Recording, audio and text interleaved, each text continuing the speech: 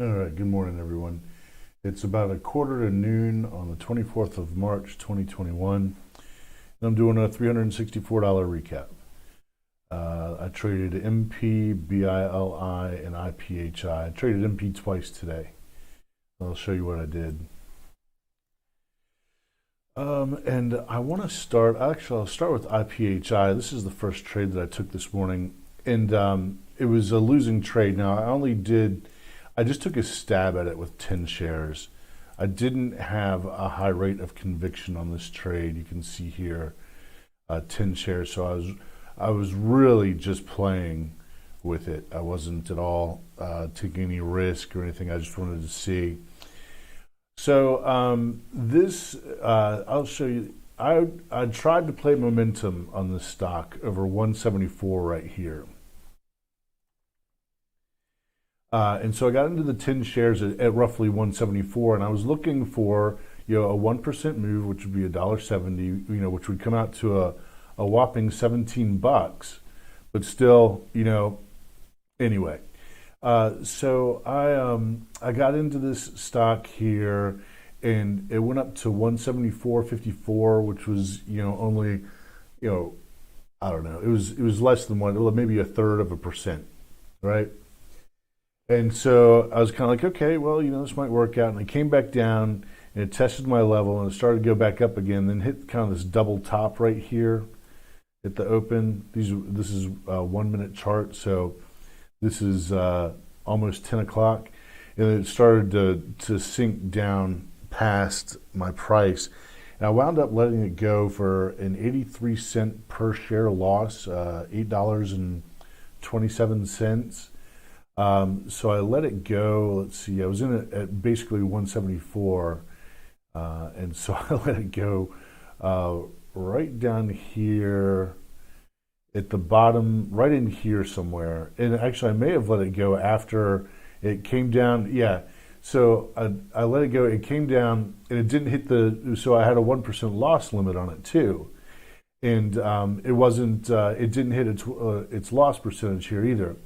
So then it came back up above 174 again and then failed. And I was like, yeah, I think it was it was in this candle right here where I let it go. I was like, all right, it's failing at this 173.98 breakout level. I'm letting it go. And that wasn't my original strategy anyway. You can kind of see here. I should have been sitting on my hands. These were the levels, 170.91 and 169.27 were the levels I was watching, and it didn't make it. And so I really, I didn't trade it with any considerable size. I consider 10 shares not to be inconsiderable, but I wasn't trading this with anything near full size. So I didn't wait for it to come down to its prices that I had determined pre-market. And so I took a stab at a momentum trade here. It didn't work out, but it only cost me $8. So, that's life. All right. MP. So now MP, the first trade that I took on MP was with only 100 shares, and this one came. So I don't know why I did this again. I had staggered my orders on MP around 34.09 by 15 cents, a 0.5% each direction. So I put 100 shares at 34.24, another 100 shares at 34.09, and then another 100 shares at 15 cents less, so $34 and is that 94 cents. And and this is the second time this has happened in recent history. The price action, you can see here, it came down to 34.06. The low is right here at 34.06. And this is a level I determined pre-market. This is a Fibonacci level I'd put on it pre-market.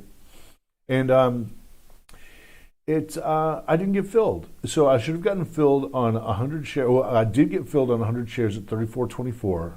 And I should have gotten filled on another 100 shares at 34.09. And for whatever reason, I only got filled on 100 shares. And it just doesn't make any sense to me. So I wound up in a 100 share position here. And I took this bounce for a little bit better than 41 cents. So this 34.24, I was in wherever it first hit 34.24. So it, inside of one of these two candles right here. This is probably this candle right here. And then it moved away, and I got 41 cents from 34.24 to 34.63. And so I got out right around in here somewhere.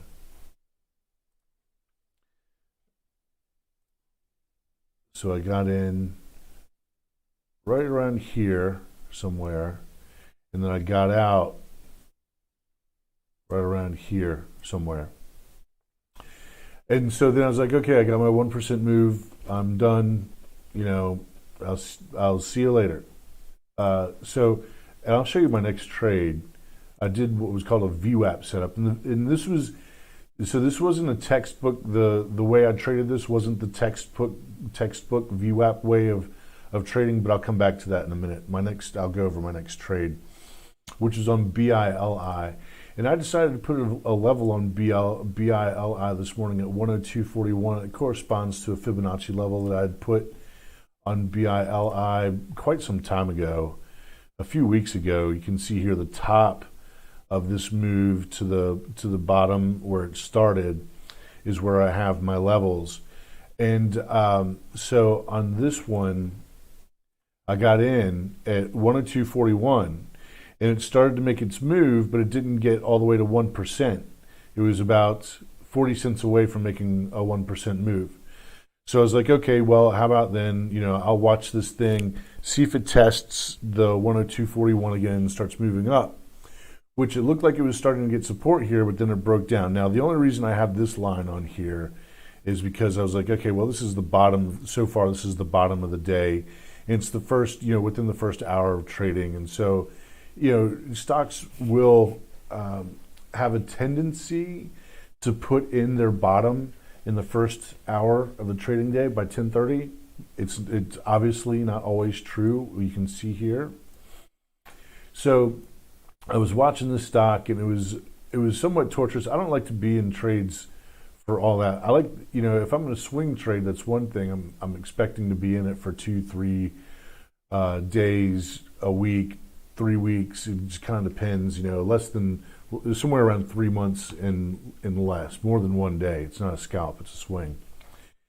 And so this thing was, I don't want to call it a torture chamber. I mean, I only had to wait, like, was that 10:35 to 10, I had to wait about a half an hour after it came back down and tested its low again, came back up. It was not a fun trade to be in.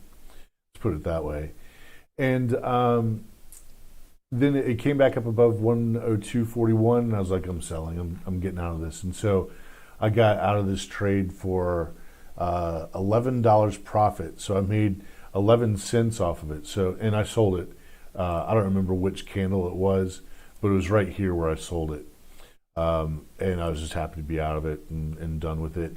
And it was really quite fortunate that it decided to attempt to make a run up here and give me a profitable exit, or a break-even exit, really, because you can see here after it bumbled around these levels right here for a bit, it decided to let go of some more gains. So happy to be out of it.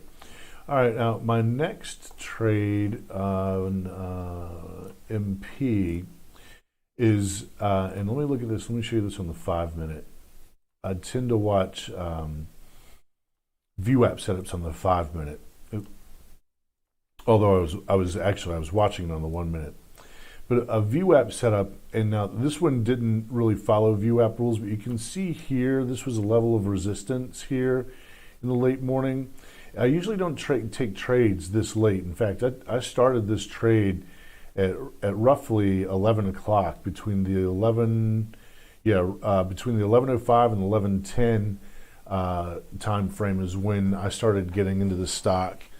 Now, VWAP setup, the orange line that I have on this is the VWAP setup. So let me get rid of all these horizontal rays.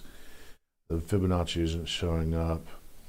I'll get rid of moving average, and this moving average, and this is the VWAP line. VWAP stands for volume weighted average price. And now ever since Cardi B came out with that WAP song, I can never look at VWAP the same. But anyway, so the VWAP setup is once it breaks the VWAP line and then confirms on the 5 minute, there's your entry at the close of this candle. Now this one really wouldn't have worked out that well on this particular example. And the only reason that I got into it, I started averaging in up here because it came down, made this bottom, and made a V-shaped recovery to the top of this candle right here. This I wouldn't call this a pivot, but this was a deciding point on whether it was going to go back up or come back down. So it was back up here to challenge this this sort of breakdown sequence right here. This was a decision point in the stock's behavior today. Right here, is it going to go up or is it going to go down? The decision was it was going to go down. It found a bottom and it came back up into this price area again. And then it hung around, and it happened to coincide with the volume weighted average price line. So then it dipped down again, like as though it's like, nope, more weakness, this stock isn't going anywhere. But then soon after, it started running back up. And this is where I started buying. Right here in this 11, at the end of this candle and here. And I averaged in, pardon me, I averaged in just below 35 bucks. VWAP at the time was at 35.01, and I think I was in 700 shares at an average of about 34.98 or so.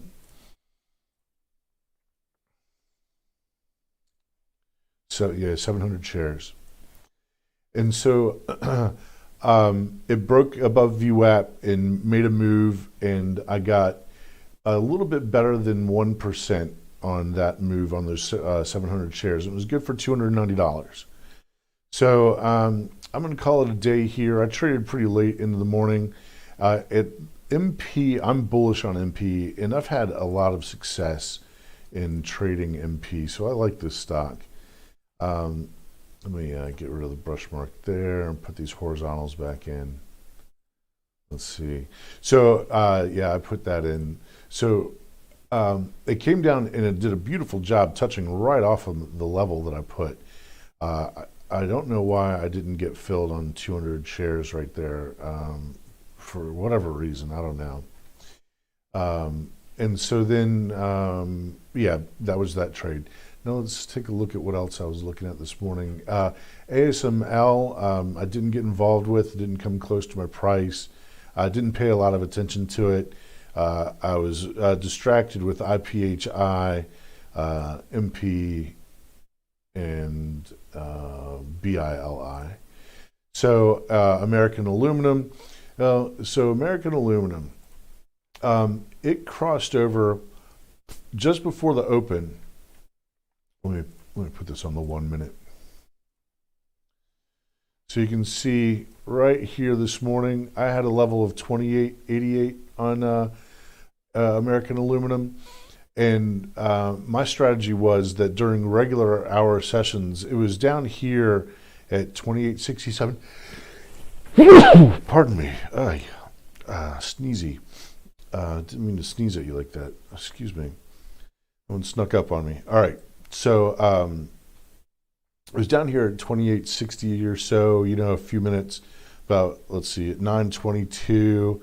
And then it crept up and then blasted over 28.88 pre-market. So I didn't get an entry at 28.88. And what I was looking for is that during regular hours, regular session hours, it would come up, break the level, test, and move up again. And my entry would be above wherever it rose before the test. So I didn't get an entry there. That's the way this game goes. And the best way to trade is to let the trades come to you. You can see here on IPHI, I had a losing trade on it because I didn't let the trade come to me. MP, I let the trade come to me, and I'm profitable.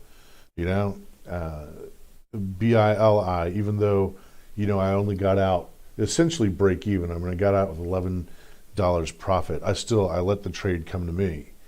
It's important to do that in trading. And stick with the strategy. Which, no matter how long you trade, sticking with the strategy is going to be a challenge for a couple of reasons. One, things change during the day. The decision to get in and out of a trade can't be as rigid as this is my level, this is my entry, this is my exit. The market is a dynamic thing, and so the rules on risk management can be rather rigid. Minimizing your loss and maximizing your gain. That is something important. That's a strategy to stick to. Risk management and money management. When it comes to the trades themselves, it's a fluid and dynamic thing. So I didn't get involved with ASML. Didn't get involved with American Aluminum or Alcoa Corporation, and also DLPN. This is kind of a hot stock. It's these NTFs, NFTs, non-fungible tokens. And apparently Dolphin Entertainment is definitely catching a bid. Today, it's not catching a bid. And so the strategy that I was looking for, this is the 10-minute. I think I was watching it on the 1 minute. The strategy that I was looking for, no, you know what? I put this 32. I can't remember what level I had on it. Let me see if I have another momentum window here real quick. Let me see. Momentum DLPN. Yeah, I don't know. 32. Well, I had to have. I mean, I put this alarm on the high of day that it put in the morning, and so this is okay. So I didn't have any levels or anything on DLPN this morning. It's just a momentum trade, and so there were a couple of spots to get involved with DLPN this morning, and most notably is this pivot right here would have been a correct entry, although it gave a false breakout. I remember actually watching this morning at one point and seeing this, and technically speaking, this is a false breakout right here. The proper entry would have been at as it broke 2802, and it made a move up to 2887, but then it quickly dived back down again. And I remember watching that and thinking, I'm not messing with this stock today. And so then the next spot, yeah, I'm glad I didn't mess around with this. The next entry would have been at 2890 for a move up to 3042. There was money to be made on this one, but it was really tricky. And then, I mean, there are definitely entries in here. There are definitely spots to go for. The one that, so after this morning action right here, and I just kind of dismissed it, I was like, okay, well, I'm going to put a line here at $32. And if it can break through its high of day and then hold up here and really start showing some momentum, some interested buyers, then I'm in. So it caught my attention. The alarm went off. I was watching and I was waiting for it to break above, test, and then move away again. And I would have been very aggressive on this one if it had done that. But it only broke above and didn't retest and didn't move away again, and so I didn't get involved. For momentum trades, there were trades in here, but it was just I guess I just didn't feel like trading momentum today, and the trades would have been tough, real fast in and out. It wasn't not my cup of tea for today. And so I think that's about all I had on watch today. Let's see how Ruby's doing right now. Yep. Oh, Ruby's come back up above this Fibonacci level here, and actually, that's a nice. That's so another version of coming back to test is coming back close to the test point and then breaking again, breaking up above here. Let me get rid of those marks. And so this 2537 right here would have been an entry. And now it's just kind of hanging around. 2537 and 2589. There's about 50 cents worth of movement there. I could have probably grabbed 20 to 25 cents of the move. So, okay. I wasn't watching it though. Airbnb came down to test this Fibonacci also, and then had a nice rise there from 182 to 187. Interesting. I'm gonna have to set some more alarms tomorrow on some of these things. These are stocks I'm keeping an eye on. FAMI, this is total junk, but it's something that I might want to trade later. It's like a fungus farmer, mushroom farmer in China. Talk about your narrative trades. It's yeah. So anyway, let's see. Sino, Sino's coming back down. This is one I have an eye on. I'll keep an eye on it for a while. Look at that. Came right into that Fibonacci. Look at this on the 1 minute. It came down close to it, moved away. Now it came down and hit it and definitely moved away. Let's see which Fibonacci that is. It's the green one. Oops.